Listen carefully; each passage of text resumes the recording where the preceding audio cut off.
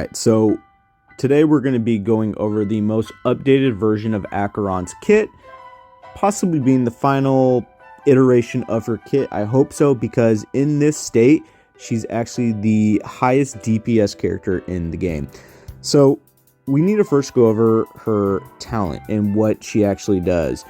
Most of the characters in the game, or actually all of the characters in the game, use their ultimate with energy. Acheron is completely different.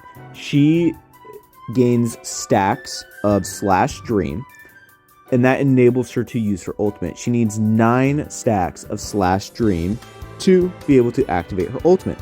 So in order to gain /dreams, you need to inflict a debuff on the enemy using any of your teammates' abilities, and Acheron will gain 1 point of /dream. So while using her ultimate, she will deplete the enemy's toughness regardless of type effect, and she will inflict all enemies with all type resistance by 20%. So Acheron just does a lot of damage. While in the ultimate, she is going to be unleashing Rain Blade and dealing lightning damage equal to 24% of her attack to a single enemy and removing 3 stacks of Crimson Knot. When Crimson Knot is removed, you are going to be dealing an additional 15% of her attack to all enemies 1 time. On top of that, you are going to be dealing an additional 15% of damage for every Crimson Knot stack removed from the enemy you are attacking.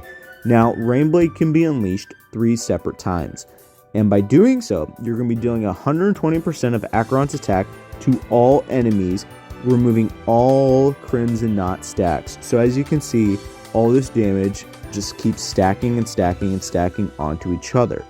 Now, something that's important to know is that one of her abilities, the Abyss, is when you have 1 or 2 other characters that are Nihility, you're going to increase the damage of Acheron's basic attack, skill, and ultimate by 115% or 160% of her original damage. Another point is that another one of her abilities, Thunder Core, is when you use Rainblade on an enemy that has a Crimson Knot, her damage is going to be increasing by 30%, stacking up to a maximum of 3.0 stacks and lasting for 3 turns.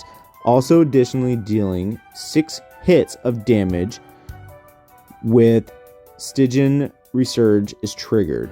Every hit deals lightning damage equal to 25% of her attack to a single enemy and is viewed as ultimate damage.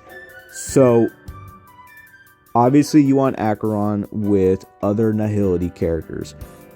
Ideally, you probably want her with Black Swan to deal the Arcana debuff on enemies, so they're also constantly just gaining a lot of Arcana constantly over time.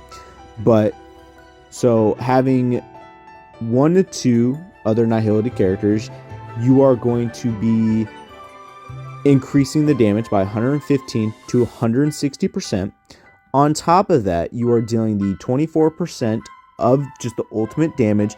On top of that, every Crimson Knot removed, it's an additional 15%, maxing out to a total of 9 times. And then on top of that, you are going to be dealing 120% of Acheron's attack to all enemies and removing all the Crimson Knot stacks.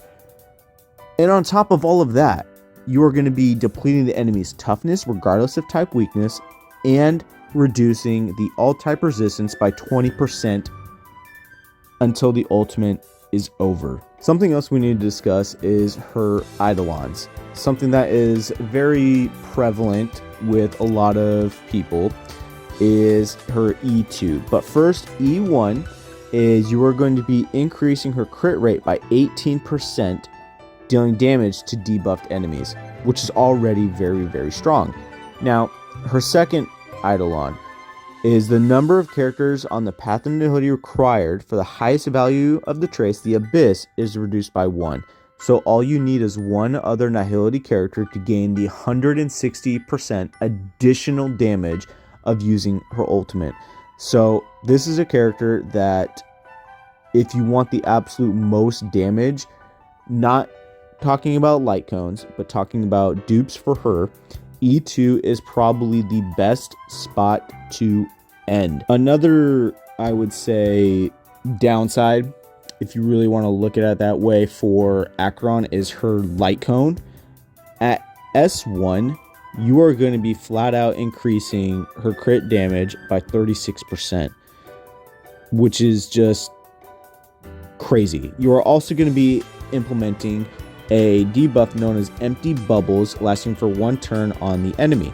Now, when you attack an enemy with Empty Bubbles, the wearer is going to deal 24% additional more damage to that enemy, and the ultimate is going to be increased damage-wise by 24%, all at S1.